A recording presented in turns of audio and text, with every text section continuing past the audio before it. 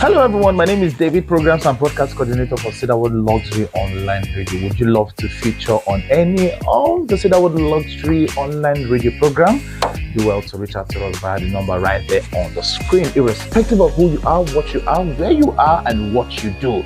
The Cedarwood Luxury Online platform is available and open to every one of you out there. So if you love to feature on any of our Cedarwood Luxury Online Radio programs, do well to reach out to us via the WhatsApp number right there on the screen, and boom, you'll be in the studio to speak with us. Do well to reach out to us now.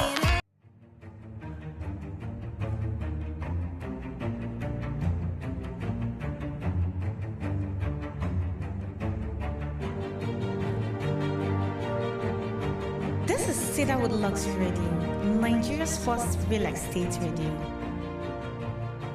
Looking for a studio to run online radio shows, podcast series, record jingles? The Cedarwood Luxury Studio is highly equipped and available to give you the very best of studio experience.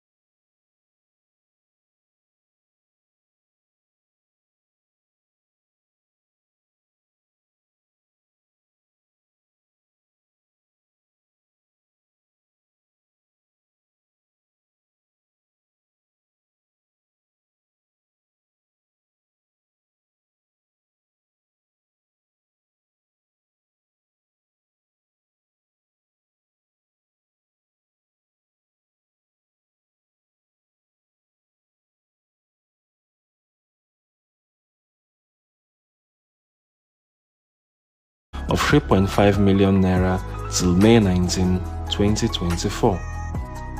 Subscribe today.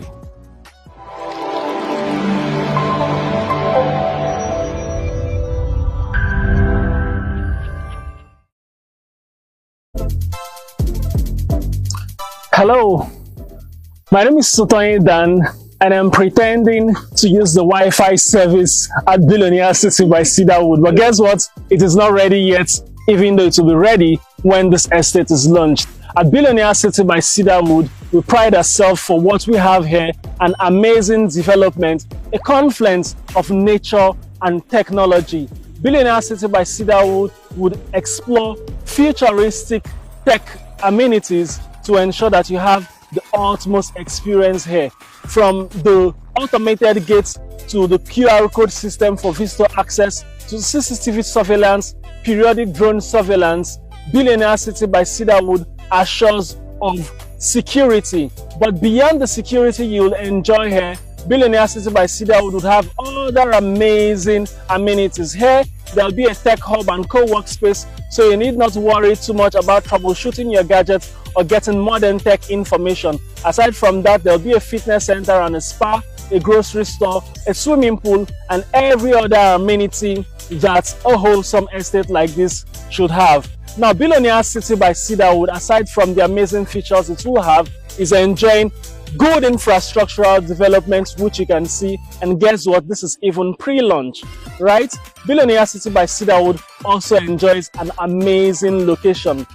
Sitting on the scenic Amachai quarters, Billionaire City by Cedarwood is a stone throw away from your favorite landmarks. Talk about the Asaba Benin Expressway, talk about the Asaba International Airport, which means that you actually have ease of access when you acquire a parcel of land at Billionaire City by Cedarwood or when you eventually live here. Aside from these landmarks, you also have the Nexen Octo Center, there's the Asaba Ultramodern Mechanic Village, and of course other landmarks in the city of Asaba.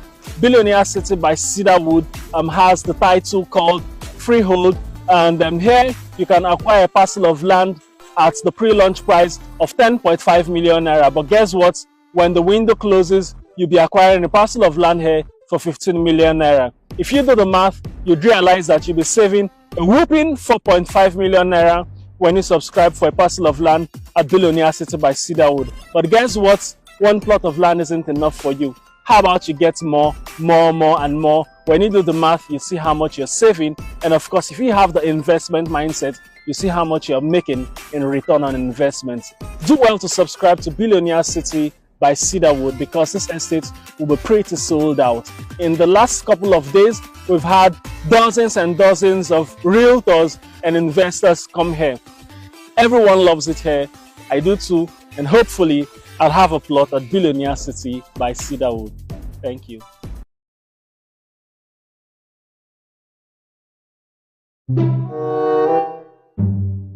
See this plantain, you see this plantain, don't cut them. Don't cut this plantain. God have mercy. Okay, me, I don't understand though. This, I don't even see the tea, all these places. They throw away dustbin for ya. Wait, may I show you? Come now. Okay, don't press me for neck now. Jesus. Okay, what is, sorry. This is what they do like this now. Sorry. You see all this place, I'm very stupid. See that place will bend. That place just bend. That place will bend. Now make it up. That place will bend. Now how I go take views for that place? Wait. One bite my ear. Why did it? Hold on. Please hold on. Jesus. Yes, of my What do they do with madman? That man a madman. A madman though. He said that man a madman. He come out from our side, this last week, we don't define him since. What did they do with madman? Jesus. No, Unkari me say, who want sell land, give me. If you want buy land, be careful, Be careful, Thank you. What are you doing with a madman and land? The man carry me, say one sell land, give me, because me, I need to buy land where I want you to do something. How can a madman show you land? I know you. You always at the wrong place. As I say, you know me. I know you very well. You never does anything right. Let me tell you, whenever you are looking for a property like this, especially a landed property, go to the right source. Let him know. B1 Plus Real Estate. Okay, Owned by Dr. Julius Oyedemi. So that's the right place to go. I don't hear that name before. I believe the poco. And don't forget, they buy and sell land, give you professional property management, manage your estate, and so many other professional services. That is the right place for you to go. But sir, how can I contact these people? You can contact them through this line. So now they show for screen. Yeah. I don't fuck up, I mean no. Sir, always be at the right place. Thank you, Nema, we be you. Bad man, chase. No.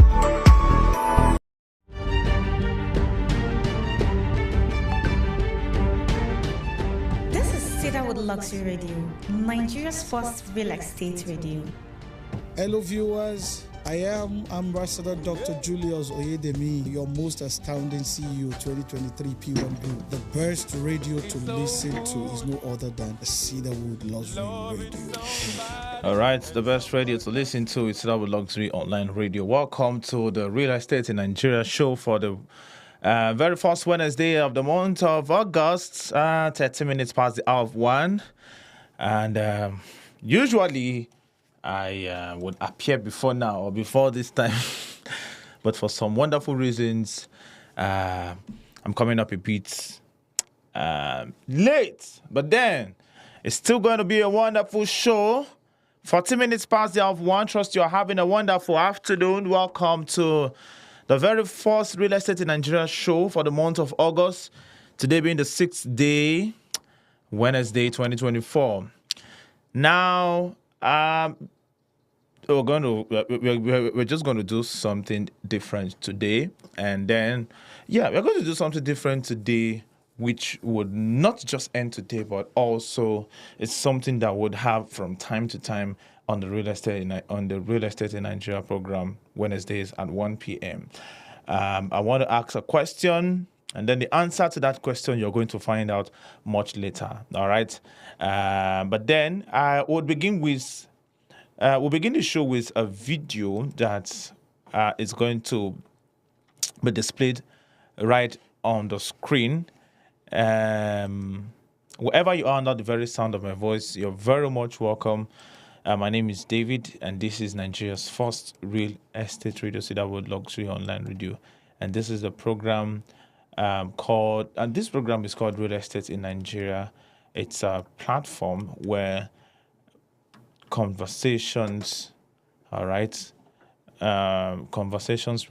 real estate is being held, and we also take our time to speak with players in the real estate industry. So we discuss real estate matters on this show every afternoon at 1 p.m. every Wednesday afternoon, and then also we, from time to time have guests on the show who are, also players in the real estate industry. I was supposed to have a guest this afternoon, but last night they reached out to me that we should extend that very session invitation to next week Wednesday for, some reasons that he actually gave. And then, so we'll have a guest next week Wednesday. But today, we'll take we're just going to improvise and then have something very, very, educative, eye-opening, and then informative. Have real estate agents ruined real estate? We're going to answer that question much later after a particular video that will be coming up shortly. But then we'll start with the very first video for this afternoon that I want to display to every one of you watching me right now. This is the story of a young man and how he built the biggest real estate company in the world. Good, funny enough, my MD usually talks about him a lot, and the fact that, the story of this person is inspiring, motivating, and all that.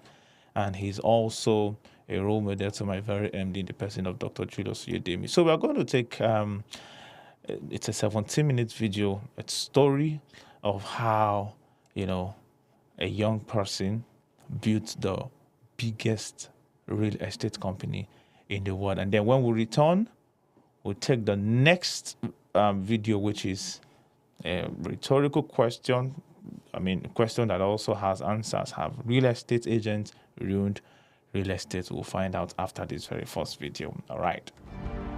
Ali Al-Abar's journey from humble beginnings to becoming the founder of the world's largest real estate company is nothing short of extraordinary. Today, Emaar Properties is a global real estate powerhouse, known for iconic projects like the Burj Khalifa and the Dubai Mall. We're about to delve into his early life, the founding and growth of Emaar, its current status, and the ambitious plans driving its future success.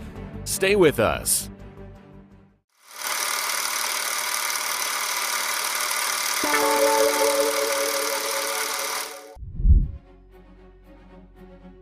Mohammed bin Ali Al-Abar was born in 1956 in Dubai, United Arab Emirates. His family deeply valued hard work and education. His father was a captain in the dhow trade, navigating the waters of the Arabian Gulf. This maritime trade exposed young Mohammed to the intricacies of business and commerce from an early age. From the age of 10, he would accompany his father on these journeys. He would keenly observe the negotiations and trade practices which laid the foundation for his future business acumen. Education was a top priority in the Al-Abar household, and Mohammed excelled in his studies. He demonstrated a keen interest in business and finance from a young age, and showed an aptitude for numbers and strategic thinking. Mohammed earned a degree in Finance and Business Administration from Seattle University in the United States. His time in America broadened his horizons, exposed him to international business practices, and instilled in him a global perspective. These experiences ignited a drive within him to bring international standards and innovative practices back to his home country. Upon completing his education, Mohammed bin Ali Al-Abar returned to Dubai. Eager to apply his knowledge and skills, he began his career in the public sector.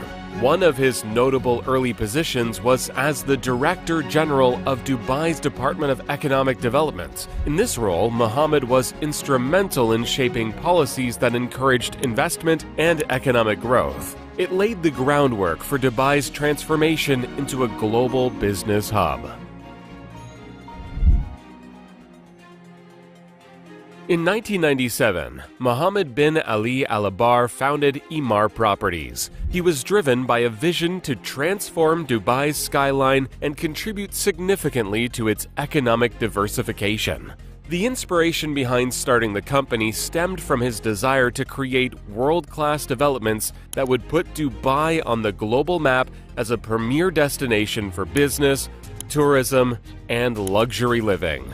Mohammed envisioned Emaar as a pioneer in mixed-use developments, integrating residential, commercial, and leisure spaces to create vibrant communities. The initial phase of Emaar's journey was fraught with challenges. Securing financing for such ambitious projects was a significant hurdle. Investors were cautious about the feasibility of large-scale developments in a region that was still emerging on the global stage. Additionally, gaining the trust of stakeholders and navigating the regulatory landscape required strategic foresight and tenacity. Despite these obstacles, Mohammed's unwavering determination and his ability to articulate a compelling vision played a crucial role in overcoming these early challenges. Several key moments and decisions set the foundation for Emaar's future success. One of the pivotal decisions was to focus on creating iconic, high-quality developments that would stand out in the market. Mohammed's commitment to excellence and innovation attracted top talent and established a culture of high standards within the company. Early on, Emaar also emphasized strategic partnerships and collaborations. These not only provided financial backing, but also brought in valuable expertise and resources. These foundational strategies enabled Emaar to build a solid reputation and set the stage for its rapid growth and expansion. Emaar's first major project was the development of Dubai Marina, a man-made canal city that became a symbol of modern Dubai. This ambitious project was designed to offer a luxurious waterfront lifestyle, featuring residential towers, hotels, and a variety of retail and leisure options. Dubai Marina was a groundbreaking development that showcased Emaar's ability to execute large-scale, complex projects. It set a new benchmark for real estate developments in the region. Following this huge success, the company undertook several other iconic projects. But the early successes were not without their share of failures and setbacks. Some projects faced delays and budget overruns, and not all investments yielded the expected returns. However, these experiences provided valuable lessons. They enabled the company to refine its strategies and improve its execution capabilities. Mohammed's leadership was instrumental in navigating these challenges. Regardless of the circumstances, he maintained a clear focus on the long-term vision and inspired his team to persevere. To secure initial growth, Emaar employed several effective strategies. The company focused on building a strong brand reputation based on quality and innovation. This helped attract high-profile clients and investors. Strategic marketing campaigns highlighted the unique features and advantages of Emaar's developments and created a strong demand for its properties. Additionally, Emaar leveraged its early successes to secure more favorable financing terms and reinvest profits into new projects. The emphasis on mixed-use developments also proved to be a successful strategy, as it catered to a growing demand for integrated living and working environments. Chapter 3: The Growth of the Company. Emaar Properties' growth trajectory is marked by several significant milestones and landmark projects that have solidified its reputation as a global real estate leader. One of the most iconic projects is the Burj Khalifa. Completed in 2010, standing at 828 meters, it is the tallest building in the world. The construction of the Burj Khalifa involved collaboration with leading architects, engineers, and construction firms from around the world. The project showcased Emar's ability to manage complex, large-scale projects and setting new standards in architectural excellence. Another major milestone was the development of the Dubai Mall, which opened in 2008. As one of the largest shopping malls globally, it has become a premier destination for retail, dining, and entertainment, attracting millions of visitors annually. The mall's success was a testament to Emar's vision of creating integrated lifestyle destinations that combine commercial, residential, and leisure spaces. The Dubai Mall's innovative design, extensive retail mix, and world-class amenities have set it apart as a model for future developments. Emar's ability to forge strategic partnerships and collaborations has been instrumental to its growth. The company has partnered with luxury brands, hospitality giants, and international developers to create unique, high-quality projects. These partnerships have not only provided financial backing, but also brought in valuable expertise and resources. Collaborations with companies like Armani for the Armani Hotel in the Burj Khalifa, and joint ventures with local and international developers have been key to Emar's success. Chapter 4: Expansion into new markets. Emar's growth strategy has involved both geographic and sectoral expansion, allowing the company to diversify its portfolio and tap into new opportunities. Initially focused on Dubai, Emar quickly recognized the potential for growth in other markets. The company began to expand its footprint internationally. It entered new markets in the Middle East, North Africa, Asia, Europe, and North America, and established a presence in key cities like Istanbul, Cairo, Riyadh, and New York. Strategically, entering new markets involved a combination of joint ventures, acquisitions, and organic growth.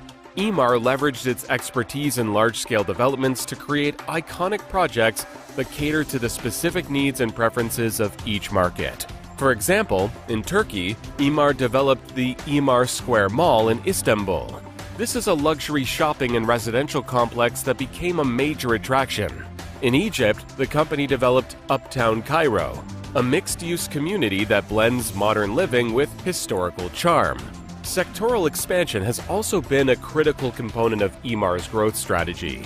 The company diversified into hospitality, retail, and leisure, creating a well-rounded portfolio that reduces reliance on any single segment.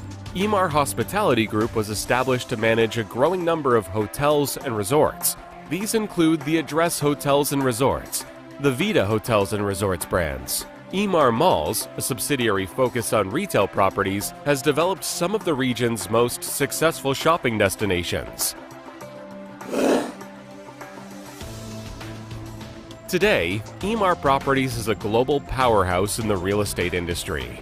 It is renowned for its iconic developments and innovative approach. The company's portfolio is diverse, encompassing residential, commercial, hospitality, and retail properties. Emar's total assets exceed $20 billion, and it consistently reports annual revenues surpassing $6 billion. The company's stock is listed on the Dubai financial market.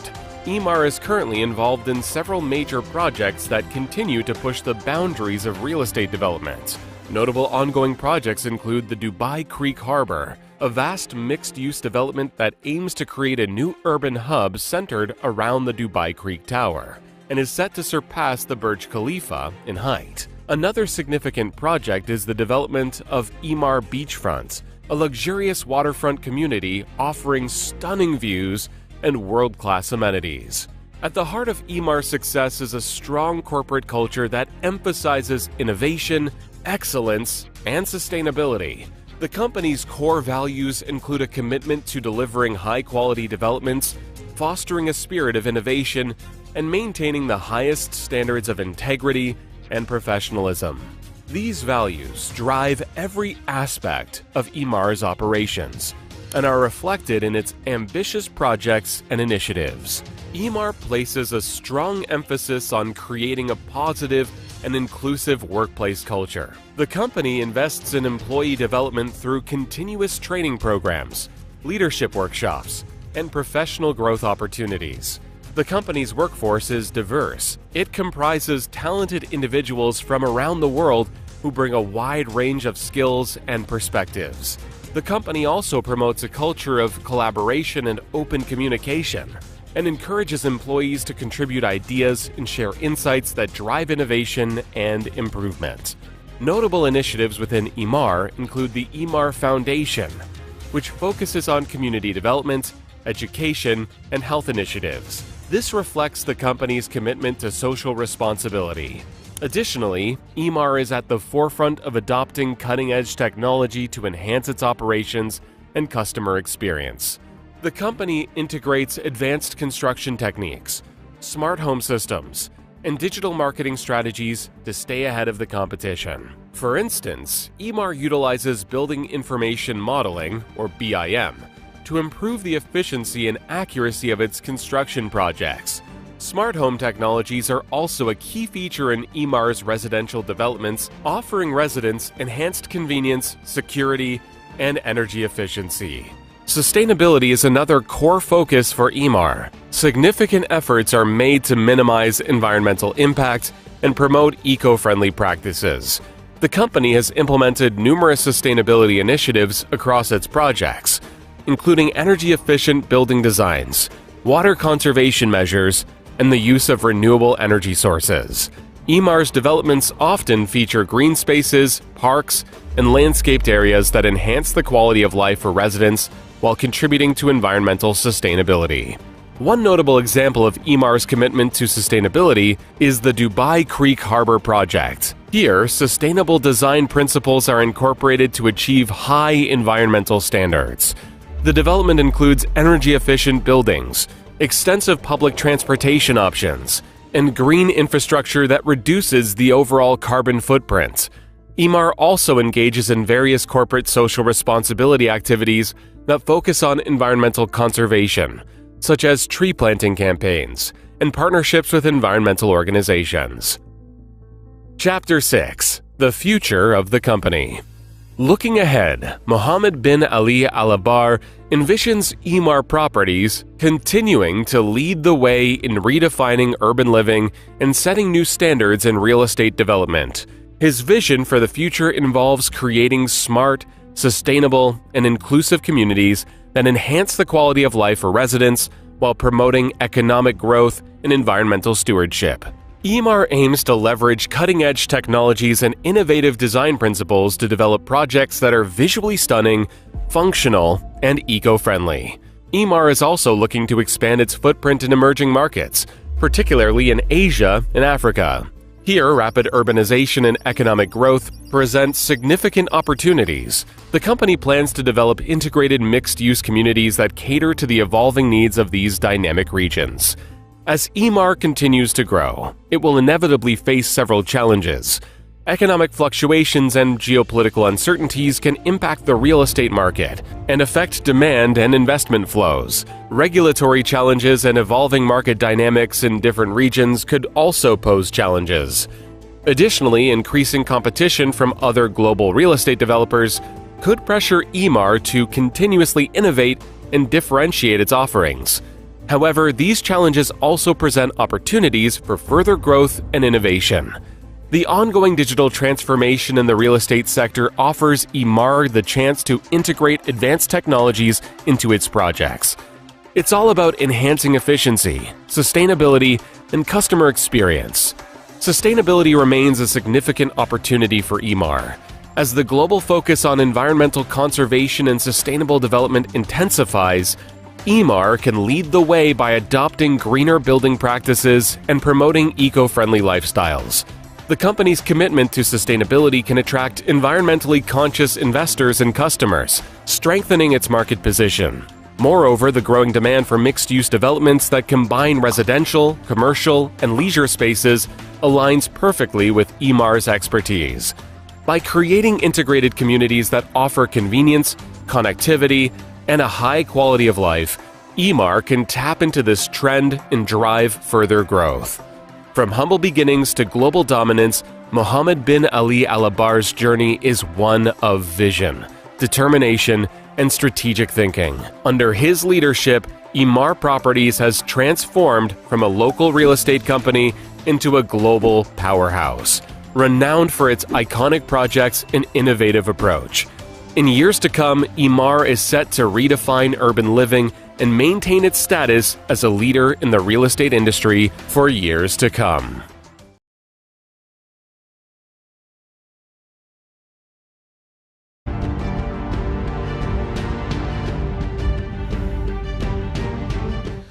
All right. Yeah, such an inspiring one out there. Such an inspiring one there. Wow. Okay. Yes. Now I know why MD has that very young man as his role model. He's my MD, is our MD. Somebody say our MD, not my MD. Okay, our MD. All right.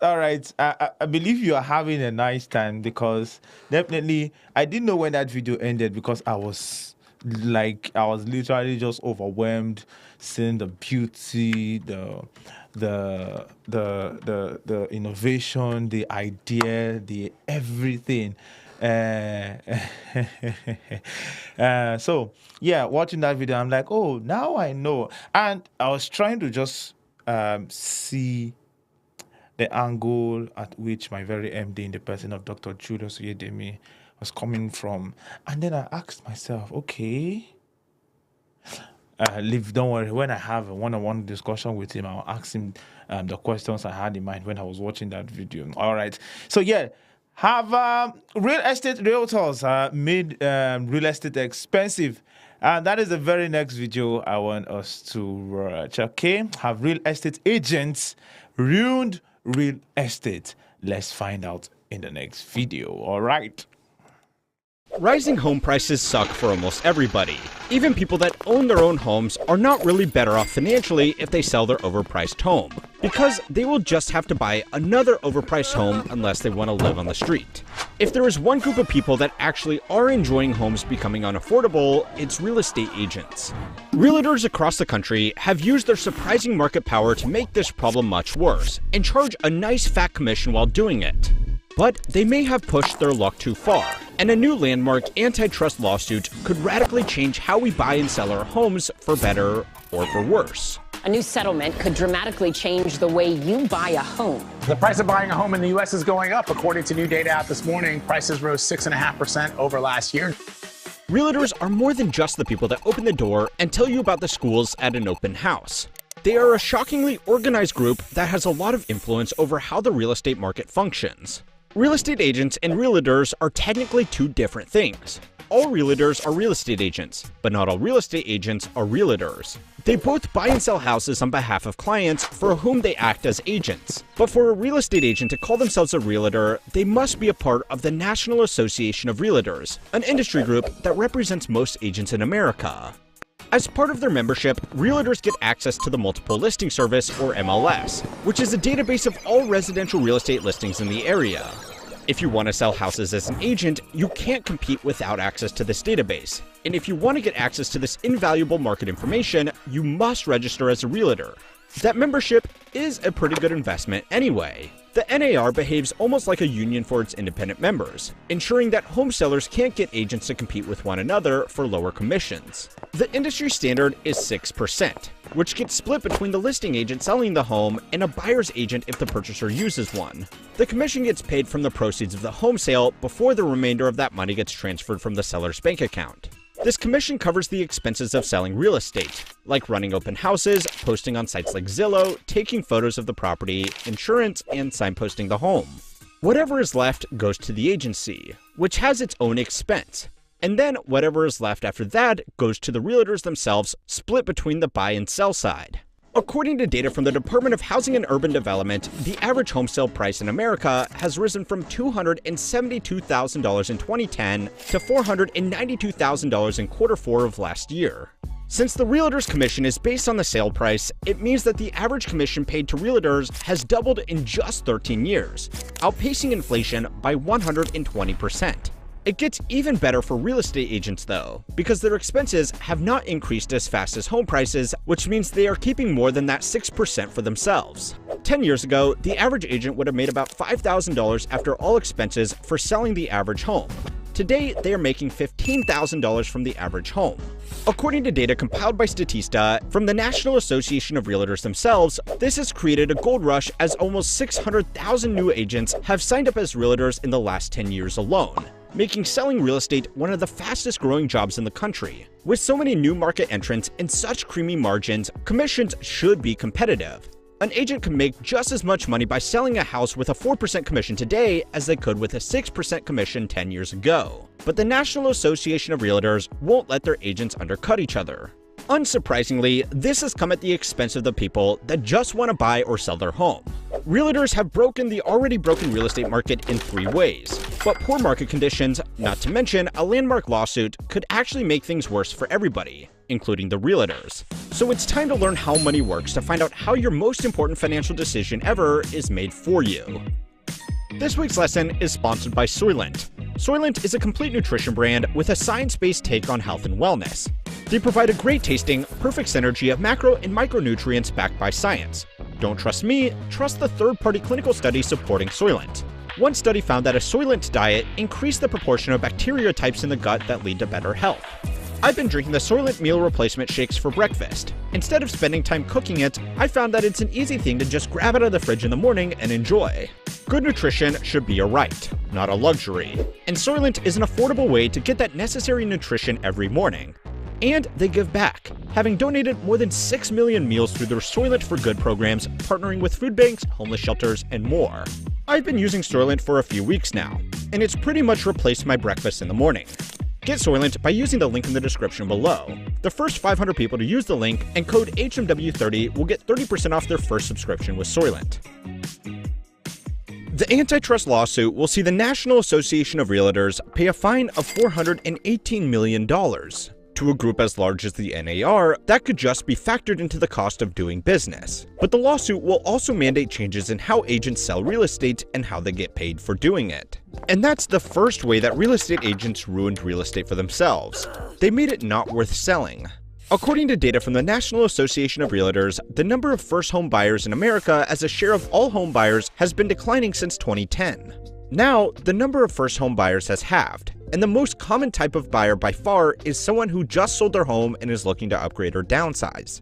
The 6% realtor's commission on the average home is now worth half of the average American's annual salary before tax. If you are selling your home, this expense isn't as easy to notice as paying your electric bill, because it comes out of the proceeds of selling the home. According to the Case-Shiller Home Price Index, homes have never been a higher multiple of average household incomes, so 6% of the sale being taken out of your biggest assets could take you years to recover from without you even noticing. According to the National Association of Realtors, the average down payment of a first home buyer is just 6%, the same amount as the industry standard sales commission. The average down payment for someone who has already sold their home and is buying a new home is just 17%, which means almost half of the equity that potential new home purchases have in their purchase would be taken as a realtor's commission if they sold it. So, people just aren't selling their homes. A combination of these high transaction costs and interest rates locked in at low rates means that nobody is selling their homes. If no homes are trading hands, it doesn't matter how high a realtor's commission is, because 6% of $0 is still $0. The 1.6 million realtors in America right now are all fighting over a tiny handful of listings. A survey conducted by Alignable, a small business network and publication, found that 45% of realtors reported that they were struggling to pay rent due to slow sales. Other agents are giving up on the suggestion of the NAR and are undercutting their competition and commission just to get any sales they can. And it's sneaky tactics like this that are the second way realtors have ruined real estate for themselves. There is reason I have used data from the National Association of Realtors 5 separate times in a video talking about the objectionable practices of the National Association of Realtors. The reason is because their multiple listing service is the most comprehensive database of real estate transactions in the country. The platform includes information on the price of the homes that realtors have for sale, the number of bedrooms, bathrooms, square footage, and how much the property has previously sold for. This is different from real estate sites like Zillow because it also includes information about commissions that can be shared between the buyer's agent and the seller's agent. In America, 89% of all residential real estate sales are made to buyers employing the help of a buyer's agent, again according to data from the National Association of Realtors. In other countries, this is far less common, because buyers have to pay for buyer's agents out of their own pockets. But in America, it is paid by the seller of the property by splitting the 6%. According to the antitrust lawsuit, the realtor's MLS system lets agents advertise to buyer's agents how much of a split they would offer to close a sale. A listing agent wasn't required to offer any cut of their commission at all. But if they did that, no buyer's agents would advise their clients to purchase that property since there was no incentive for them. This created a problem known as steering. Let's say you are a real estate agent trying to sell a property that isn't great. You ask for a price above fair market value, but you offer a nice big cut of your total commissions to any buyer's agent that can convince their clients to buy your shitty listing. Your listing is going to get more interest from buyers than a better property which is not offering a commission split because buyer's agents are going to steer their clients towards the properties that are going to pay them more. The lawsuit alleges that not only has this cost regular buyers that were counting on the unbiased advice of their buyer's agents, it has also contributed to real estate price growth because it makes legitimate price discovery hard when both sides on the negotiating table want a sale to get made at any price.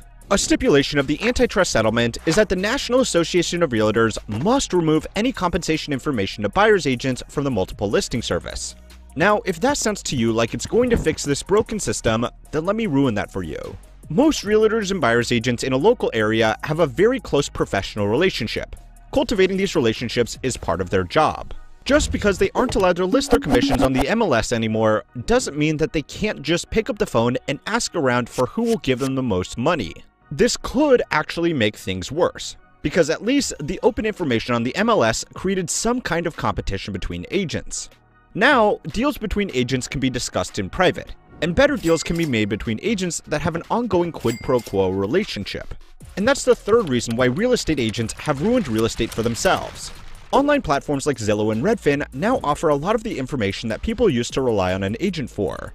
Homebuyers have shown a preference for doing more research themselves using information that is available on these sites rather than asking potentially biased agents who want to push them into making a quick sale. Other agents outside of the National Association of Realtors are now offering fixed price sales as low as $1,500 for running a basic home sale. The pressure is now on traditional agents to convince a limited pool of home sellers that they can achieve a better sales price after their 6% cut than a seller using one of these low-cost brokerages. Sellers are unlikely to pass much of these savings along to buyers while inventory is low. But if people are going to give less of a cut to an agent, then they might be more willing to put their home on the market. According to the market data firm Adam, the length of time that the average seller has owned their home for is now at an almost all-time high. Thanks to the cost of selling, low interest rates, and strong rental markets, people are holding onto their homes for longer than ever. If this lawsuit does reduce the control that agents have over the home selling process, then this could incentivize homeowners with multiple properties to move the homes they have been holding onto. This could make the market a little better for regular home buyers, but it will make it a lot better for institutional investors. According to a survey conducted by John Burns Real Estate Consulting, institutional investors purchased 25% of the homes flipped in the third quarter of 2023. Combined with independent investors, they were responsible for a total of 44% of all home sales. The transaction costs of trading real estate are one of the biggest weaknesses of a home as an asset class or as a project that can be purchased, lightly renovated, and then flipped for a profit. Investors doing this take stock of affordable homes off the market and then charge a premium for a renovated property, increasing prices. If these transaction costs are reduced to a similar level to traditional equities, it will likely push even more institutional investors and home flippers into the market, easily outdoing any of the price benefits of reduced commissions. I am going to be writing a newsletter about institutional investors investing into residential real estate over on my completely free email newsletter Compounded Daily, so make sure to sign up for that using the link below. If you still believe that real estate prices are overdue for a crash, go and watch my video on why that won't get you... Alright. So it's such an eye-opener, and well, hopefully on the next edition of the Real Estate in Nigeria program, we're going to see how I'm going to make my research and see if I'm going to get a Nigerian version of that video or an African version of that video. And yeah, some of the things I've been able to pick is the fact that realtors have ruined real estate business for themselves. from the angle of the fact that, houses have become so expensive. The prices of, getting some properties have become so expensive. And then, at the end of the day, people don't want to sell their houses because of some of, these unruling activities by agents and realtors. And then people are unable to afford some of, these things. And, many of them end up, not being able to get enough sales. But then at the end of the day, if realtors and agents begin to do real estate the right and the professional way, everyone will go home smiling. A lot has been said from the very first video to the second video. On the next edition, would have more of such documentaries, not just on the Real Estate in Nigeria show, but subsequent programs like The Morning Delight and all that. So you have every reason to always be with us whenever we are live. Thank you very much, everyone. God bless you all. And this is the time where we'll call it a day on the Real Estate in Nigeria show. See you again at 4 p.m. for the Voice Up show. All right.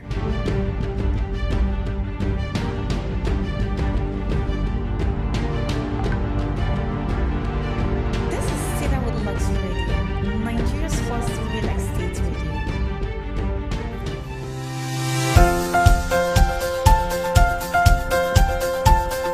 I know that you have gotten the notion that real estate is the thing of the mind. But what if I have shown you? Then you will know that real estate is the thing of sight. Take a look.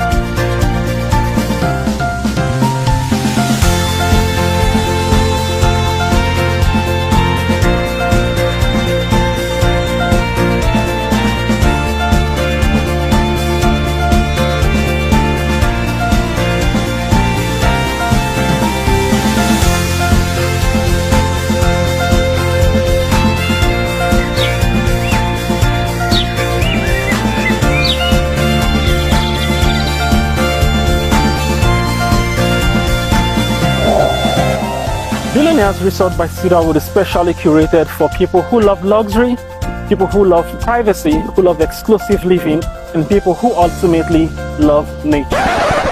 What's that?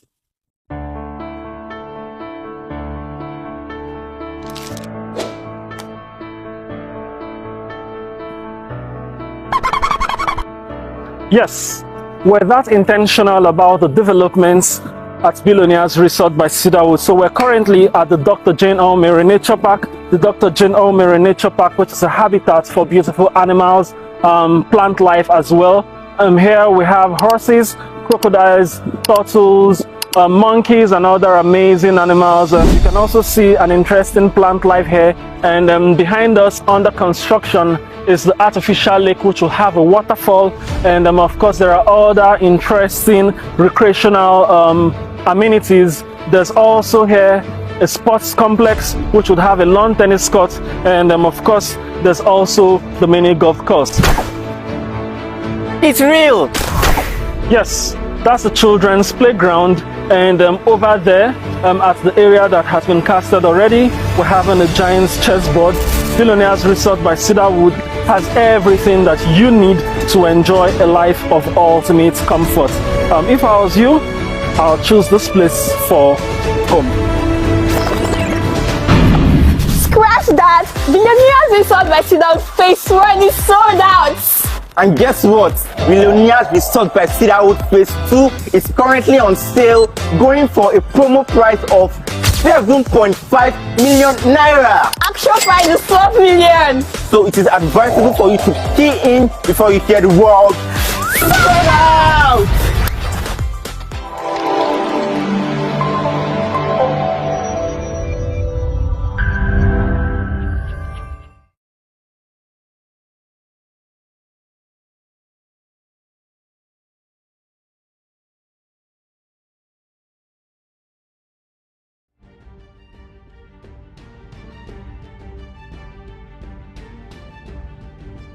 This is Cedarwood Luxury Radio.